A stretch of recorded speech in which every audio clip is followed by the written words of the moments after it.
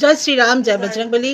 আজকে হনুমান জয়ন্তী, আমার বাবাজির জন্মদিন। আজকের দিনটা আমার কাছে ভীষণ সুন্দর।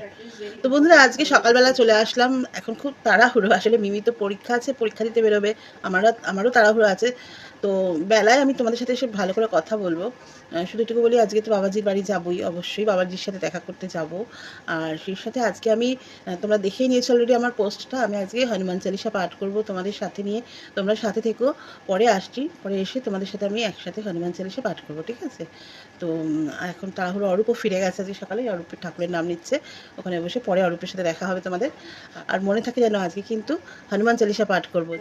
তোমরা তো অনেকেই জানো যে বজরংবলীকে কলির জাগ্রত দেবতা বলা হয়। সত্যি কিন্তু বজরংবলী ভীষণ জাগ্রত, ভীষণ জাগ্রত। তো বন্ধুরা, আজকে চলো সকালবেলা অ্যাফার্মেশনটা করে নিই, we are healthy wealthy and perfect. তাহলে আবার একবার মনে করিয়ে দিই যে আজকে কিন্তু হনুমান চালিসা পাঠ করব। যারা বিশ্বাস করো বজরংবলীকে, তারা অবশ্যই সঙ্গে থেকো।